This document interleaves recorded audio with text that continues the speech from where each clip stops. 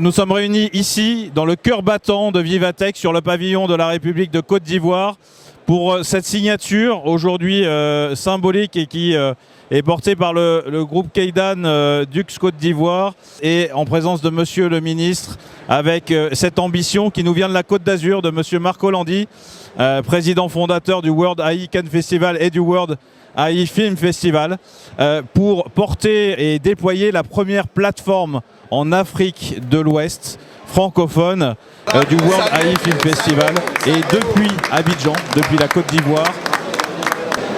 Et voilà. On est très ravis et on remercie Monsieur le Ministre pour sa présence effective qui confirme sa volonté de mettre l'intelligence artificielle, les nouvelles technologies et l'innovation au centre de son engagement ministériel. Merci Monsieur le Ministre. J'aimerais remercier Marco et tout l'écosystème d'avoir placé leur confiance en le groupe Kaydan. Tout est commencé dans les Alpes-Maritimes. Merci à la vision de notre président du département, Charles-Ange Ginesi.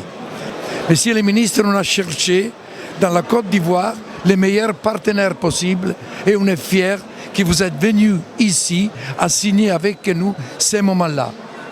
Depuis quelques années, on parle d'intelligence artificielle, notamment en Côte d'Ivoire, mais on doit reconnaître que l'une des pionnières de cette discipline en Côte d'Ivoire est Mme Fatim Cissé Kouadio à ma droite, et je suis content d'assister à cette cérémonie qui aussi marque un nouveau jalon dans sa démarche qu'elle a entreprise depuis plusieurs années. Je suis heureux également d'être ici avec le président Kouadio parce qu'il est à la tête d'un groupe Kaydan, un groupe auquel je crois personnellement en tant que ministre de la transition numérique et de l'innovation technologique, que nous voulons porter pour exporter non seulement la technologie, la Côte d'Ivoire en Afrique, mais également d'être dans notre pays un des champions qui va aider à la fois le secteur public et le secteur privé à sa transformation structurelle. Le président de la République de Côte d'Ivoire a anticipé sur cette vision et a voulu que nous créions en Côte d'Ivoire une cité de l'innovation et de la culture.